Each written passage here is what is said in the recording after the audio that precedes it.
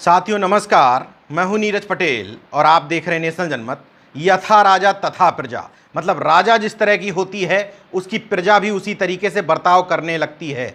वर्तमान में केंद्र सरकार जिस तरीके से खुद से सवाल करने वालों से निपट रही है, उसकी असली प्रजा यानी कि सैनिक, मतलब चाहे वो संवैधानिक बॉडी में बैठे हुए लोग हों या ब्यूरोक्रेसी में बैठे हुए लोग, वो बर्ताव किसी ब्यूरोक्रेसी के पर्सन की तरह या संवैधानिक संस्थाओं की तरह नहीं, बल्कि सरकार के भक्त की तरह बर्ताव कर रहे हैं। और स्वामी भक्ति का आलम यह है कि अपने मूल कर्तव्यों को छोड़कर ऐसे विषयों में जिनसे उनका कोई लेना देना नहीं है, राजद्रोह से लेकर के राष्ट्रद्रोह तक के मामले दर्ज करवाए जा रहे हैं। हालिया मामला बिहार की राजधानी पटना के दानापुर क्षेत्र में पड़ने वाले ज्ञान विज्ञान रेनबो होम का है।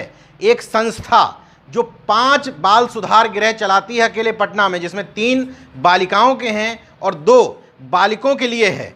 उस बाल सुधार गृह पर राजद्रोह का यानी कि 124 ए के तहत मुकदमा दर्ज करवा दिया गया है। और मामला क्या है यह मैं आपको बताऊंगा, लेकिन पहले ये समझ लीजिए कि इस बाल सुधार गृह में रहने वाली नाबालिग बालिकाओं ने राज्य स्तर की कराटे चैंपियनशिप से लेकर के मधुबनी पेंटिंग की प्रतियोगिता भी जीती है। अच्छा लिख पढ़ रही हैं, मतलब जिस बाल सुधार गृह को पुरस्कृत करना चाहिए था, उस बाल सुधार गृह पर राजद्रोह का मुकदमा इसलिए दर्ज करवा दिया गया है क्योंकि राष्ट्रीय बाल अधिकार संरक्षण आयोग के चेयरपर्सन प्रियंका गानूनगो को इस बात को लेकर के तकलीफ हुई कि जब वो बिहार में तमाम सारे बाल सुधार गृहों के निरीक्षण पर गए तो उनके हाथ में इस बाल सुधार गृह का एक रजिस्टर हाथ लगा। और रजिस्टर से उनको जानकारी ये हुई कि फरवरी 2019 में एनआरसी और सीए को लेकर के इस बाल सुधार गृह में एक डिबेट हुई थी और उस डिबेट के कुछ अंश रजिस्टर में दर्ज थे। उसका कुछ लाइनें बता देता हूँ।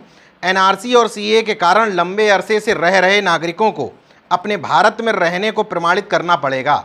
इसका सबसे ज़्यादा प्रभाव उन झुग्गी झोपड़ियों में रहने वाले गरीब लोगों पर पड़ रहा है जिनकी झोपड़ी हर साल बाढ़ या किसी अन्य वजह से टूट जाती है। सरकार की तरफ से जो भी बिल पास होता है, अगर वह यहाँ रहने वाले नागरिकों के हित में नहीं है तो हम सबको मिलकर उसका विरोध करना चाहिए और हमें ज़रूरी दस्तावेज़ों को संभाल कर रखना चाहिए ताकि ज़रूरत पड़ने पर वह हमारे काम आ सके। ये कूड़ा बीनने वाली लड़कियां जब पढ़ लिख गई तो उनको अपने अधिकारों के बारे में समझ में आया और सीए एनआरसी चूंकि उस समय का ज्वलंत मुद्दा था, उस पर चर्चा हुई तो लड़कियों ने अपने विचार व्यक्त किए। इसमें राजद्रोह कहाँ से हो गया? अब आलम देखिए स्वामी भक्ति का कि अगर चाहते प्रियंका कानूनगो तो इस मामले को वहीं पर पूछताछ के बाद में ख़त्म कर सकते थे, क्योंकि ये मामला फरवरी 2019 का था। लेकिन मार्च 2021 में आकर के चूँकि इस मामले से उनको हाइप मिलती, जैसा कि तमाम सारे लोगों ने छापा भी है, सरकार को अपनी स्वामी भक्ति प्रूफ करने का मौका मिला, तो उन्होंने मुख्य सचिव डीजीपी पटना के डीएम को पत्र लिख करके कहा कि आपने इसमें कार्रवाई क्यों नहीं की और इस तरह की बहस होने क्यों दी। पटना के डीएम चंद्रशेखर सिंह का जो बयान आया है वो काफ़ी संतुलित है, यानी कि वो पूरा गुलामी वाला बयान नहीं है। उन्होंने कहा कि अभी तो एक पक्ष के लोगों ने राजद्रोह का आरोप लगाया है, राजद्रोह साबित होता है कि नहीं ये जांच पड़ताल के बाद ही साबित हो पाएगा।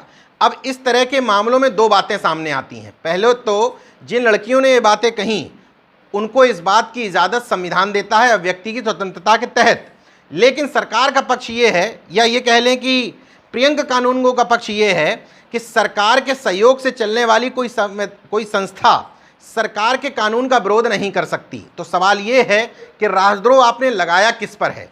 जिन लड़कियों ने बयान दिया है उन पर लगाया है या इस बाल सुधार गृह के संचालकों पर लगाया है? क्योंकि अगर बालिकाओं पर लगाया है तो वो नाबालिग हैं, उनकी गलती बस इतनी थी कि वो गरीब घर में जन्म ले लिया था, तो वो कूड़ा बीनती थी सड़कों पर, उनको इस बाल सुधार गृह में ला करके पढ़ाया लिखाया जा रहा है। कई लड़कियां बहुत अच्छा करने का कोशिश भी कर रही हैं, तो अब उनके ऊपर राजद्रोह का मुकदमा लाद दिया गया है। संतोष महतो जो यहाँ के संचालक हैं इस बाल सुधार गृह के, उनका कहना है कि इस बाल सुधार गृह में ज़्यादातर बालिकाएं महादलित समुदाय से आती हैं।